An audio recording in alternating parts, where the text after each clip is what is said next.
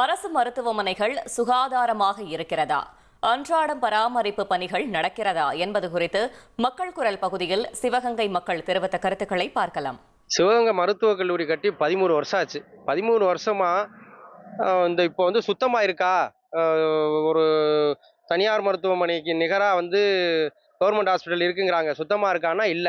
தனியார் ஆட்களை போட்டு வேலை பார்க்குறாங்களே ஒழிய, உட்புற தோட்டம் மட்டும் கொஞ்சம் இதுவா இருக்கு. ஆனா வெளிப்புற தோற்றங்களோ ஒரு ஒழுங்கான பெயிண்ட் இது இல்ல, தண்ணி சீரான முறையில போறதில்ல.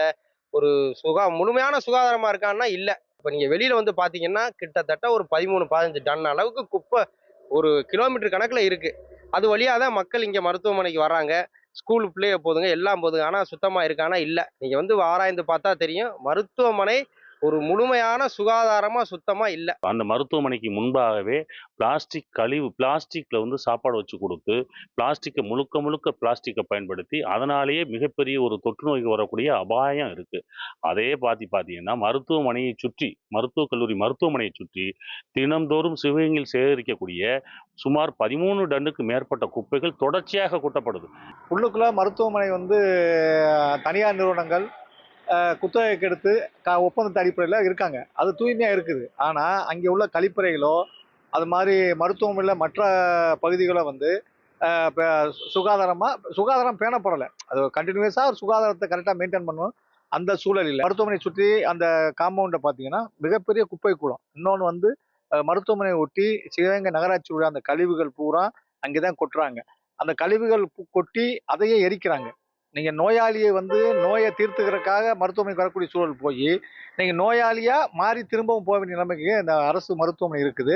அரசு மருத்துவமனைக்கு உள்ள இருக்கக்கூடிய கழிப்பறைக்கு இன்னைக்கு கதவு என்பது கிடையாது. அதே மாதிரி சரியா கிளீன் பண்றது கிடையாது. அதே மாதிரி உள்ள நோயாளிகள் உட்கார்ந்து சாப்பிடக்கூடிய இடங்கள் உடனடியாக கிளீன் பண்றது கிடையாது.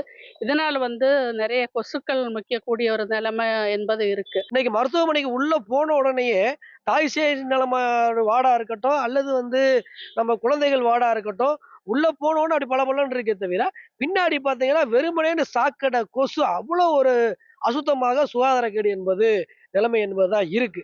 இங்கே மருத்துவமனைக்குள்ள இருக்கக்கூடிய அந்த கழிவுகள்னா நான் சொல்ற கழிவுகள் அந்த ஆப்ரேஷன் பண்ணக்கூடிய எனக்கு அந்த தோல், அந்த உடல் உறுப்புகளுடைய கழிவுகள் உள்பட, மருந்துகள் உள்பட கழிவுகள் என்பது அங்கே கொட்டப்படும். இது எல்லாம் ஒரே நேரத்துல சேர்ந்து அதையும் பார்த்தா தீ வச்சு கொளுத்துற போது அந்த புகை என்பது மீண்டும் நம்ம மருத்துவமனை நோக்கி தான் வருது. அதுலதான் 108 ஆம்புலன்ஸ் போகுது. அதுல டாக்டர்ஸ் வர்றாங்க. மக்கள் குரல் பகுதியில் சிவகங்கை பகுதி மக்கள் தெரிவித்த கருத்துக்களை பார்த்தோம். 1,25,00,000 மனங்களை வென்ற தந்தி டிவி யூடியூப் சேனல். தவிர்க்க முடியாத தம்ப்நெயில்ஸ், கலக்கலான கான்டென்ட்ஸ். நீங்களும் இந்த குடும்பத்தில் இணைய இப்பவே சப்ஸ்கிரைப் பண்ணுங்க. அசுரபலம் கொண்ட எங்கள் டிஜிட்டல் கரங்களில் உங்கள் விளம்பரங்களை சேர்க்க வாட்ஸ்அப் பண்ணுங்க.